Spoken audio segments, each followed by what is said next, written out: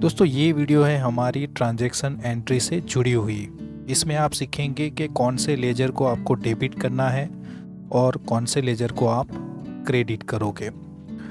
तो यहाँ पे कुछ एग्जाम्पल दिए गए हैं, हम वन बाय वन सारे एग्जाम्पल को देखेंगे और इसकी जो पीडीएफ है वो आपको आपके कोर्स में मिल जाएगी। तो पहला जो हमारा एग्जाम्पल है वो बता रहा है started business with ₹5,20,000 cash and bank loan of ₹30,000। तो यहाँ पे बताया गया है कि आपने बिज़नेस शुरू किया है, नया बिज़नेस स्टार्ट किया है और 5,20,000 आप बिज़नेस में कैश से लेके आए हो और आपने बैंक लोन लिया है 30,000 का। तो पहली जो एंट्री है कि बिज़नेस में कैश आ रही है, क्योंकि आप बिज़नेस में 5,20,000 लेके आ रहे हो और कैश में लेके आ रहे हो। तो बिज़नेस में अगर कैश आती है, कैश हमारी एसेट है और जब भी एसेट बढ़ती है तो एसेट को डेबिट किया जाता है। तो कैश को हम डेबिट करेंगे 5,20,000 से। वैसे ही जब भी आप बिज़नेस स्टार्ट करते हो और बिज़नेस में जो कुछ पैसे लेके आते हो वो बिज़नेस का कैपिटल कहा जाता है और बिज़नेस की जो कैपिटल होती है उसे मेंटेन करने की आपकी लायबिलिटी बनती है।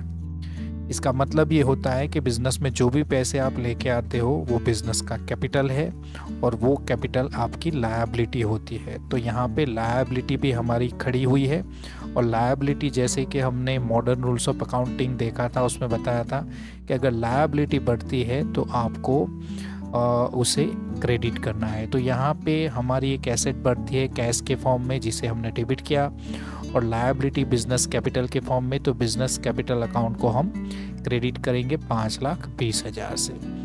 अब दूसरी जो एंट्री है वो बता रही है कि हमने बैंक लोन ली है 30,000 की।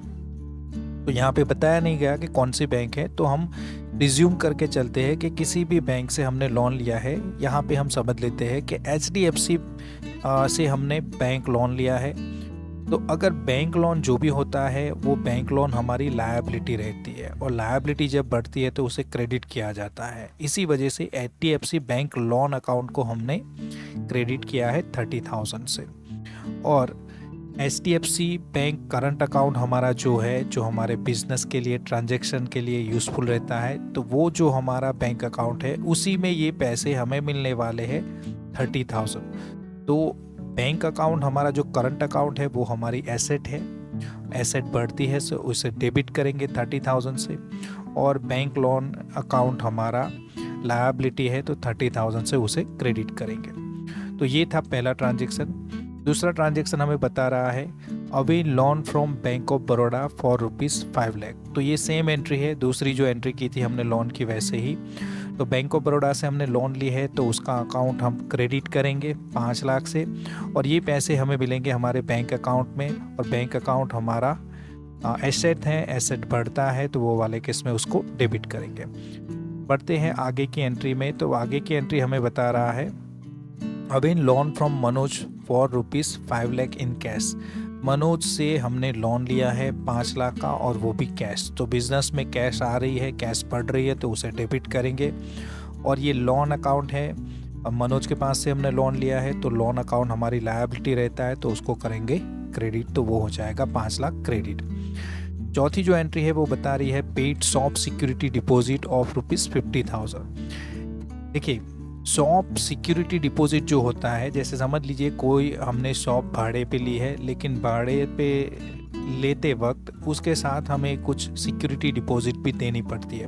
तो ये जो सिक्योरिटी डिपॉजिट होती है वो जब भी आप अपनी जो भी शॉप है वो शॉप आप जब मीन्स छोड़ के जाते हो तो वो वाले वक्त में आपको जो भी आपकी सिक्योरिटी डिपॉजिट है वो आपको वापस मिलती है। मीन्स ये रिफंडेबल होती है जब तक इसे आपके भाड़े के साथ सेट ऑफ ना किया जाए। तो ये जो रिफंडेबल सिक्योरिटी डिपॉजिट होती है वो आपकी एसेट होती है, क्योंकि भले ही आपने उसे सिक्योरिटी डिपॉजिट के तौर पे पैसे दिए हैं लेकिन वो जब भी आप चाहो तो उसे रिफ़ंड कर सकते हो। जब भी बिज़नेस क्लोज करोगे तो आप सिक्योरिटी डिपॉजिट आपको वापस मिलेगी। तो वो वाले केस में ये जो सिक्योरिटी डिपॉजिट होती है वो आपकी एसेट है। तो सिक्योरिटी डिपॉजिट जो है वो आपकी एक तरह से एसेट माना जाएगा और एसेट बढ़ती है तो उसे 50,000 से डेबिट करेंगे। और ये जो सिक्योरिटी डिपॉजिट है वो हमने समझ लीजिए कैश में पेमेंट किया है, तो कैश हमारी एक एसेट है, वो हमारे बिजनेस में घट रही है, तो उसे क्रेडिट करेंगे। आगे की एंट्री है purchase AC for ₹50,000 in cash. Cash से हमने एसी खरीदी है 50,000 की, तो देखिए कैश बिजनेस से जा रहे हैं, उसे क्रेडिट करेंगे। और एयर कंडीशनर जो हम परचेज कर रहे हैं वो हमारे बिजनेस की एक तरह की फिक्स्ड असेट है, फिक्स्ड असेट बढ़ रही है तो उसे डेबिट करेंगे। आगे बढ़ेंगे, देखिए छठी एंट्री हमें बता रही है कि purchase furniture for ₹10,000 in cash. 10,000 cash से, 1,00,000 कैश से हमने फर्नीचर खरीदा, ये बताया जा रहा है। तो फर्नीचर बिजनेस में आ रहा है, वो हमारी फिक्स्ड एसेट है, तो उसे डेबिट करेंगे। और कैश से परचेज किया जा रहा है, तो कैश बिजनेस से जा रहा है, कैश हमारी एसेट कट रही है, तो उसे क्रेडिट करेंगे। सातवीं जो एंट्री है वो बता रही है purchase good from Ramesh for ₹2,00,000। 2,00,000 का हमने रमेश से माल खरीदा। अब जब भी बिजनेस में बोला जाता है कि माल खरीदा, तो उसका मतलब है कि जो प्राइमरी जो आपका बिजनेस है वही चीज़ें आप खरीदते हो। जैसे समझ लीजिए आपका लैपटॉप का बिजनेस है, तो आप लैपटॉप खरीदते हो और लैपटॉप बेचते हो। अगर आपका गारमेंट का बिजनेस है तो आप गारमेंट खरीदते हो और गारमेंट बेचते हो। तो वो वाले केस में जब आप अपना प्राइमरी जो आपकी जो एक्टिविटी है, जो गुड्स आप परचेज करते हो, तो उसे हमेशा खरीदते वक्त उसे परचेज बोला जाता है, ओके। और जब भी उसे बेचोगे तो सेल बोला जाता है। समझ लीजिए आपने फर्नीचर खरीदा, तो आपका फर्नीचर की एसेट बढ़ती है। आप एयर कंडीशनर खरीदते हो, तो एयर कंडीशनर भी आपकी फिक्स्ड एसेट है, वो भी बिजनेस में आ रही। लेकिन जब गुड्स बोला जाता है तो हम ये नहीं लिख सकते कि हमने लैपटॉप खरीदा या गारमेंट खरीदा, क्योंकि वो हमारे बिजनेस का गुड्स है। तो जब भी बिजनेस में गुड्स आता है तो उसे परचेज बोला जाता है, बिजनेस से गुड्स आता है तो उसे सेल बोला जाता है, जब परचेज सेल होती है ऐसे केस में। तो परचेज गुड्स हमने खरीदा है, तो गुड्स बिजनेस में आ रहा है, और बिजनेस में गुड्स आना मतलब स्टॉक आना, और स्टॉक हमारी एसेट है, तो उसे डेबिट करेंगे। लेकिन उसे स्टॉक अकाउंट नहीं लिखेंगे, उसे लिखेंगे परचेज अकाउंट, ओके। गुड्स को जब परचेज किया जाता है, बिजनेस गुड्स को परचेज किया जाता है, तो उसे परचेज अकाउंट बोला जाता है। और बिजनेस गुड्स को जब बेचते हैं तो उसे सेल्स अकाउंट बोला जाता है, स्टॉक अकाउंट नहीं बोलेंगे। लेकिन उसे समझने के लिए हम ये कह सकते हैं कि हमने परचेज किया है, तो परचेज को हम डेबिट करेंगे। और जिस किसी पार्टी से हमने परचेज किया है, अगर कैश में पेमेंट नहीं हुई है, तो वो पार्टी से हमने उधारी पे खरीदा है। और वैसे केस में वो पार्टी के पास से अगर उधारी से खरीदा है, तो वो हमारा लेनदार बनता है, उसे बोलते हैं सन्ड्री क्रेडिटर्स। और लेनदार हमारी लायबिलिटी होती है, तो लायबिलिटी बढ़ेगी, तो रमेश को यहाँ पे 2,00,000 से हम क्रेडिट करेंगे। अब रमेश ने हमें डिस्काउंट दिया 20,000 का। अब रमेश हमारा लेनदार है, और जब भी वो हमें डिस्काउंट देगा, तो हमारा जो लेनदार है वो हमारी लायबिलिटी है, और अगर डिस्काउंट हमें मिलेगा तो हमारी लायबिलिटी घटेगी, और लायबिलिटी घटेगी तो लायबिलिटी को डेबिट करेंगे, तो रमेश को हम डेबिट करेंगे 20,000 से। और डिस्काउंट हमें जो मिल रहा है वो हमारी इनकम है, और जब भी इनकम बढ़ती है तो उसे क्रेडिट किया जाता है, तो डिस्काउंट को हम क्रेडिट करेंगे। 9वीं एंट्री में आप देखोगे we return goods of ₹10,000 to Ramesh. हमने रमेश को 20,000 का माल वापस किया, ओके। अब 20,000 का माल तो हमने खरीदा था, तो उस वक्त हमने परचेज अकाउंट को क्या किया था, मीन स्टॉक बिजनेस में आया था। या ये भी बोल सकते हैं कि परचेज जो होती है उसका जो नेचर होता है वो एक्सपेंस का होता है, ओके। तो एक्सपेंस बढ़ा था वो वक्त पे, या फिर ये भी बोल सकते हैं कि स्टॉक बढ़ा था, तो उसे डेबिट किया था। लेकिन अब वही स्टॉक आप वापस कर रहे हो, तो स्टॉक बिजनेस से जा रहा है, ओके। और समझ लीजिए परचेज को आप वापस कर रहे हो, तो परचेज को डेबिट किया था, हम क्या कर देंगे, परचेज को क्रेडिट कर देंगे, और रमेश को डेबिट कर देंगे उल्टी एंट्री, क्योंकि रमेश को अब हमें 10,000 कम देने हैं। रमेश हमारी लायबिलिटी है, कम हो रही है, तो उसे डेबिट करेंगे।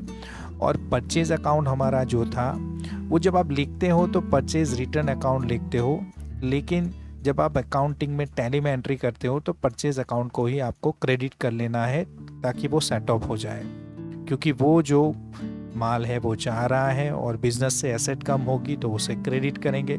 दूसरी तरफ से अगर परचेज हमारा एक्सपेंस का नेचर रखता है, तो वो एक्सपेंस कम हो रहा है, तो भी उसे क्रेडिट किया जाएगा। दोनों तरह से आप ये एंट्री कर सकते हो। आगे की एंट्री देखते हैं। Invested ₹3 lakh in fix deposit. Fix deposit में हमने 3 लाख रुपए इन्वेस्ट किए।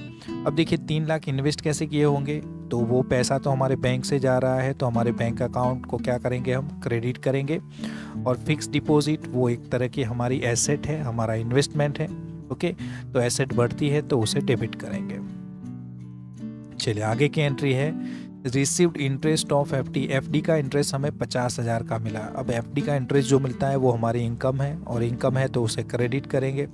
और ये जो पैसे हमें मिलते हैं वो बैंक अकाउंट में मिलते हैं, तो बैंक अकाउंट में पैसे मिलेंगे तो बैंक की हमारी एसेट बढ़ेगी तो उसे डेबिट किया जाएगा। 12वीं एंट्री है हमारी invested ₹1,20,000 in mutual fund. Same entry है एफडी जैसी, यहाँ पे हम म्यूचुअल फंड को डेबिट करेंगे और एचडीएफसी बैंक अकाउंट को क्रेडिट करेंगे।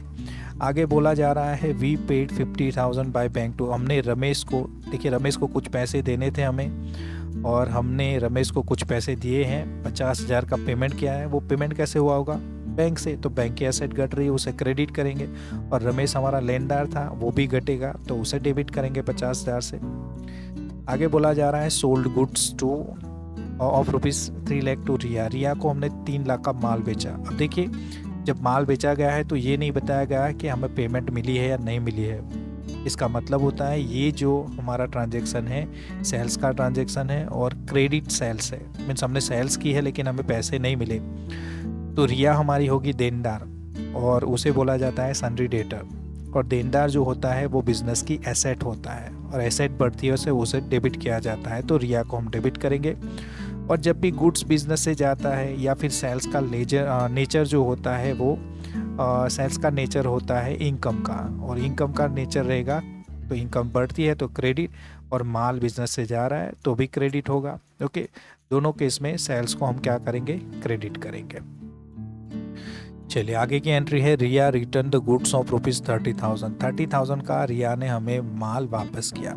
अब जो माल बेचा गया था वो वापस आ रहा है, तो सेल्स को हमने जब क्रेडिट किया था अब वही माल वापस आ रहा है, तो सेल्स को हम क्या करेंगे, डेबिट करेंगे। और रिया जो हमारी देनदार थी वो हमारी एसेट थी, अब इतने पैसे वो कम देगी तो हमारी एसेट घट रही है, तो रिया को हम क्रेडिट करेंगे। Give discount of ₹20,000 to Riya. Riya को हमने डिस्काउंट दिया। अब डिस्काउंट जब हम देते हैं तो उसका जो नेचर होता है वो एक्सपेंस का होता है, वो हमारा एक तरह का एक्सपेंस है, तो उसे डेबिट करेंगे। और रिया के पास से इतने पैसे कम लेने हैं तो वो हमारा देनदार भी घटेगा, तो हमारी एसेट घटेगी तो उसे क्रेडिट करेंगे। रिया ने हमें 7,000 रुपये कैश पेमेंट किया, 70,000 रुपये। ओके, तो जो पैसे आ रहे हैं कैश में आ रहे हैं, बिजनेस में पैसे आ रहे हैं, कैश बढ़ रही है तो उसे डेबिट करेंगे। और रिया जिनके पास से हमें पैसे लेने थे तो वो हमारा देनदार था, हमारी एसेट था, लेकिन वो एसेट अब कम हो रही है तो रिया को हम क्रेडिट करेंगे। Withdrew ₹50,000 for personal use. Personal use के लिए हमने 50,000 पैसे बिजनेस से उठाए। अब बिजनेस से जब भी आप पैसे उठाते हो पर्सनल यूज़ के लिए तो उसे ड्राइंग कहा जाता है, क्योंकि ड्राइंग माने पैसे, कैपिटल में से पैसे उठाने। अब कैपिटल जो होता है वो कैपिटल होता है हमारा लायबिलिटी, और लायबिलिटी जब बढ़ती है तो उसे क्रेडिट किया जाता है, लेकिन लायबिलिटी जब घटेगी तो उसे डेबिट किया जाएगा। तो ये जो ड्राइंग होगा उसका नेचर होता है कैपिटल का। ओके, उसका जो ग्रुप रहेगा वो कैपिटल, मीन्स कैपिटल घटेगी। कैपिटल घटेगी तो क्या होगा, लायबिलिटी घटेगी। लायबिलिटी घटेगी तो उसे डेबिट करते हैं, तो ड्राइंग को हम डेबिट करेंगे। और बिजनेस से 50,000 रुपये जा रहे हैं, वो कैश विड्रॉ हो रहा है तो कैश रुपए जा रहे हैं, तो बिजनेस से कैश जाएगी तो उसे क्रेडिट करेंगे। वैसे ही paid 8,000 for shop rent. Shop rent हमने पे किया तो पैसा कैश में जा रहा है तो कैश को क्रेडिट करेंगे, और शॉप रेंट हमारा खर्च है तो उसे डेबिट करेंगे। वैसे ही ये वाली एंट्री इलेक्ट्रिसिटी बिल की भी वही होगी कि इलेक्ट्रिसिटी बिल हमारा खर्च है उसे डेबिट करेंगे, और कैश बिजनेस से जा रही है तो उसे क्रेडिट करेंगे। चलिए अब बताया जा रहा है कि goods of ₹10,000 loss by fire. 10,000 का जो हमारा गुड्स था वो आग में जल गया। अब आग में जो जल गया है, हमारा माल जो जल गया है वो हमारा नुकसान हो गया, तो उसे क्या करेंगे हम, debit. Goods lost by fire 10,000। और ये जो गुड्स था वो हमारी परचेज थी, और परचेज तो डेबिट होती है। ओके, लेकिन वो जो माल है वो माल हमारा जल गया। इसे कई तरीके से समझ सकते हैं, लेकिन समझो कि जो माल था वो माल जल गया तो नुकसान हुआ, तो डेबिट हमने नुकसान कर दिया। बाकी जो माल था वो जल गया, इसकी वजह से क्या हुआ कि माल अब रहा ही नहीं, उतना कम हो गया। और जब स्टॉक कम होता है तो एसेट कम होती है, एसेट कम होती है तो उसे क्रेडिट करते हैं। तो इस तरह से भी इसको समझ सकते हैं। अदरवाइज़ आपका जो परचेज़ है वो परचेज़ जो भी आपका स्टॉक रहा होगा वो कम हो गया है। एक आपका परचेज़ आपका एक्सपेंस था, वो एक्सपेंस कम हुआ तो उसे भी क्रेडिट किया जाता है। तो इस तरह से भी आप देख सकते हो। तो परचेज़ को क्या करेंगे, क्रेडिट करेंगे। Insurance company accept the claim for 8,000 रुपये का इंश्योरेंस कंपनी ने हमारा क्लेम एक्सेप्ट किया। देखिए 10,000 का तो हमारा नुकसान हो गया था, लेकिन इंश्योरेंस कंपनी ने बोला कि हम आपको 8,000 रुपये देंगे। अभी पैसे नहीं मिले हैं, हम आपको 8,000 रुपये देंगे। मीन्स ये जो पैसे हैं वो रिसीवेबल है, तो ये एक तरह की हमारी एसेट होगी, करंट एसेट होगी। तो इंश्योरेंस क्लेम रिसीवेबल उसे हम डेबिट करेंगे। और देखिए माल तो हमारा जल गया था, कितने का, 10,000 का, लेकिन वो कम होगा। ओके, 8,000 जितना कम हो जाएगा। हमारा जो नुकसान था, माल जो जल गया था, नुकसान था, वो नुकसान कितना कम हुआ है, 8,000 जितना कम हुआ है। तो जो भी नुकसान कम हुआ, अगर नुकसान कम होता है तो उसे क्या करते हैं, क्रेडिट करते हैं। नुकसान बढ़ता है तो डेबिट करते हैं, लेकिन घटता है तो क्रेडिट करते हैं। तो goods lost by fire credit करेंगे 8,000 से। चलिए आगे की एंट्री है, received commission of ₹3 lakh from part time activity but TDS was deducted of ₹30,000। देखिए हमें कमीशन मिला है, कमीशन जब भी मिलता है तो वो हमारी इनकम होती है, तो हमेशा कमीशन जो भी मिलता है उसे क्रेडिट किया जाता है। तो हमने कमीशन रिसीव्ड इनकम को हमने क्या किया, क्रेडिट कर दिया 3 लाख से। अब क्या बताया जा रहा है कि ये जो भी कमीशन मिला है उसमें से 30,000 TDS के कट गए। तो देखिए 30,000 काट के हमें पैसे दिए जाएंगे, तो जो भी पैसे हमें मिलेंगे वो बैंक में मिलेंगे, तो बैंक की हमारी एसेट बढ़ेगी। 30,000 काट लेंगे तो वो हो जाएगा 2,70,000, तो वो डेबिट होंगे। और जो पैसे हमारे कटे हैं TDS के तौर पे, जो भी पैसे काटे जाते हैं वो आप अगले साल का जब इनकम टैक्स रिटर्न भरते हो तो उसमें आप वो जो भी पैसे काटे गए हैं उसे बोल सकते हैं कि पूरी क्वांटिटी में, मीन्स पूरा 30,000 भी आप क्लेम कर सकते हो, आपको मिल सकते हैं, रिफंड मिल सकते हैं 30,000। हो सकता है उसकी पार्शियल अमाउंट 15,000 या फिर 10,000, जो भी आपका इनकम टैक्स का क्या प्रोविज़न है और कितना टैक्स आपको लगता है उसी के हिसाब से सेट ऑफ होके जो भी TDS होता है वो आप रिफ़ंड लेने के लिए एलिजिबल होते हैं। तो ये जो 30,000 आपका TDS तो काट लिया गया, लेकिन अगले साल आप इसे क्लेम कर सकते हो। तो तब तक तो ये आपका क्या होगा, तब तक तो ये क्या हो जाएगा, आपका एक तरह का एसेट होगा। ओके, और TDS रिसीवेबल को इसीलिए क्या करेंगे, 30,000 को हम डेबिट कर देंगे। ओके, चलिए 24 नंबर का हमारा एग्जाम्पल है, सोल्ड गुड्स ऑफ ₹50,000 का हमने रश्मि को माल बेचा। तो रश्मि को हमने उधारी पे माल बेचा है, रश्मि हमारी डेटर होगी तो उसे डेबिट करेंगे, वो हमारी एसेट है, एसेट बढ़ती है डेबिट करेंगे। और माल बेचा है तो सेल्स अकाउंट क्या होगा, क्रेडिट होगा। रश्मि ने 20,000 रुपये कैश से दिए तो कैश बिजनेस में आ रही है, उसे डेबिट करेंगे। और रश्मि हमारी देनदार थी, वो 20,000 जितनी घट रही है, देनदार घटेगा तो एसेट घटेगी, एसेट घटती है तो उसे क्रेडिट करेंगे।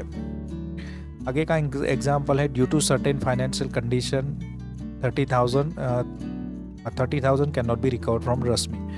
कुछ फाइनेंशियल कंडीशन की वजह से रश्मि के पास से अभी ये जो 30,000 है वो कभी नहीं मिलने वाले, ऐसा बोला गया है कि अभी ये भूल जाने हैं। तो पहला तो हमें क्या करना पड़ेगा कि रश्मि के पास से कुछ पैसे ही नहीं मिलने वाले। रश्मि हमारी देनदार थी, हमारी एसेट थी, लेकिन ये पैसे मिलने ही नहीं वाले। तो अभी रश्मि का अकाउंट सेटअप करना पड़ेगा कि अभी उसके पास से कुछ नहीं बचता है, तो रश्मि को क्या करेंगे, क्रेडिट कर देंगे, क्योंकि एसेट इतनी कम हो जाएगी। और सामने ये जो 30,000 है वो हमारा लॉस होगा, क्योंकि वे मिलने नहीं वाले। तो इस तरह का जो लॉस होता है, जो आप किसी देनदार से पैसे लेने बनते हैं लेकिन अभी वो दे ही नहीं पाएगा किसी वजह से, तो ऐसे देनदार को हम ये कहते हैं कि ये नादार हो गया, इंसॉल्वेंट हो गया। ओके, उसके पास से कभी नहीं पैसे, तो ये हमारा लॉस है। तो इस तरह के लॉस को हम बैड डेट कहते हैं। ओके, अकाउंटिंग में इसे बैड डेट कहा जाता है। तो ये हमारा नुकसान हो गया है, तो बैड डेट को नुकसान है, तो बैड डेट को हम 30,000 डेबिट करेंगे और रश्मि को क्रेडिट करेंगे। 27 और 28 की एंट्री है उसको जोड़ के देखना है, क्योंकि 27 में एंट्री में बोला जा रहा है कि मीरा ने 2 लाख का माल खरीदा और उसने जो पेमेंट की वो बजाज फाइनेंस के क्रेडिट कार्ड से की।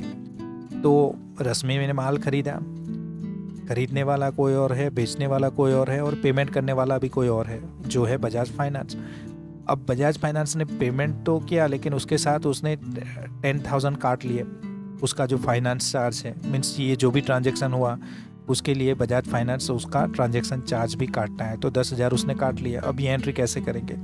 तो देखिए, पहले हमें क्या करना पड़ेगा, पहले हमें रश्मि की बुकिंग एंट्री करनी पड़ेगी, सॉरी मीरा की बुकिंग एंट्री करनी पड़ेगी कि मीरा ने हमसे माल खरीदा, समझ लीजिए उधारी पे खरीदा, तो मीरा को हम डेबिट करेंगे और सेल्स को हम क्रेडिट करेंगे। ये जनरली हम करते हैं। अब इसका सेटअप करेंगे कि मीरा जो है, मीरा के पैसे मीरा जो है उसके सामने पैसे कौन दे रहा है? बजाज फाइनेंस। अब मीरा को हमें क्या करना है? मीरा को भूल जाना है। तो मीरा जहाँ पे डेबिट थी उसे हम क्या कर देंगे? क्रेडिट कर देंगे दूसरी एंट्री में। और मीरा का जो प्लेस है वो कौन लेगा? बजाज फाइनेंस। तो अब जो पैसे हमें 2 लाख लेने हैं वो बजाज फाइनेंस से लेने हैं। ये एंट्री करके हमने, ये बुकिंग एंट्री है, बुकिंग एंट्री करके हमने बताया कि देखिए मीरा ने खरीदा था, लेकिन मीरा के पास से जो पैसे लेने हैं वो अब बजाज फाइनेंस देगा। अब देखिए, बजाज फाइनेंस ने, समझ लीजिए कि ये जो सेटलमेंट होता है वो हो सकता है 1 दिन में हो जाए, 2 दिन में हो जाए। तो जब भी सेटलमेंट होता है तो बजाज फाइनेंस ने, समझ लीजिए कि आपको 2 लाख रुपए दिए, ओके। जब भी सेटलमेंट होगा तो पूरे 2 लाख का सेटलमेंट होगा। तो बजाज फाइनेंस से पैसे लेने बनते थे, आप उसको क्रेडिट कर देंगे, क्योंकि बजाज फाइनेंस ने पैसे दे दिए हैं, हमारा देनदार था उतना कम हो गया। और ये जो पैसे मिलेंगे हमें वो हमारे बैंक अकाउंट में मिलेंगे, लेकिन 10,000 काट के मिलेंगे, क्योंकि 10,000 फाइनेंस चार्ज काटा है। तो फाइनेंस चार्ज हमारे बिजनेस का एक्सपेंस है, उसे डेबिट करेंगे। और बाकी के जो पैसे मिलेंगे वो भी हमारे बैंक अकाउंट में मिलेंगे, हमारी एसेट बढ़ेगी तो उसे डेबिट करेंगे। चलिए, आगे की एंट्री है कि purchase goods from Mayur for ₹50,000 with the commitment to pay in 15 days. हमने मयूर से माल खरीदा 50,000 का, ऐसे कमिटमेंट पे कि 15 दिन में आपको पैसे मिल जाएंगे। तो ये भी क्रेडिट पे माल खरीदा है। और क्रेडिट पे जब भी माल खरीदा जाता है तो जिनके पास से हमें माल खरीदा है उसको हमें पैसे देने होते हैं, तो वो हमारा क्रेडिटर होता है और वो हमारी लायबिलिटी होता है। तो मयूर को हम करेंगे क्रेडिट, और हमने माल खरीदा है तो परचेज अकाउंट को हम डेबिट करेंगे। लास्ट एंट्री हमें बता रही है कि paid professional fees to Keyur of ₹50,000 and deducted TDS। अब ये वाले केस में हमने केयूर को प्रोफेशनल फीस दी है और उसका 5,000 का TDS काट लिया है। तो देखिए, जो भी पेमेंट हुआ है प्रोफेशनल फीस का, प्रोफेशनल फीस हमारा खर्च होता है, ओके। तो प्रोफेशनल फीस टू केयूर वो खर्च है, तो उसे डेबिट कर दिया 50,000 पूरा। और अब हमने जो पेमेंट की है वो 5,000 TDS काट के पेमेंट की है। अब ये जो TDS काटा है वो TDS हमें इनकम टैक्स डिपार्टमेंट में इसे डिपॉजिट करना रहता है, तो ये हमारी लायबिलिटी रहती है। तो TDS पेएबल को हम 5,000 से क्या कर देंगे? क्रेडिट कर देंगे। और ये जो पैसे, बाकी के पैसे हम पेमेंट करेंगे वो बैंक से करेंगे। तो 45,000 को हमने बैंक से पेमेंट कर दिया, तो बैंक को भी हम क्या कर देंगे? क्रेडिट कर देंगे। तो इस तरह से कुछ एंट्रीज़ हैं, वो एंट्री हमने समझी। अब यही एंट्री आप देखोगे कि जब टैली का प्रैक्टिकल हम करेंगे तो उसमें सारी एंट्री को आपको टैली में कैसे करते हैं वो भी समझाया जाएगा।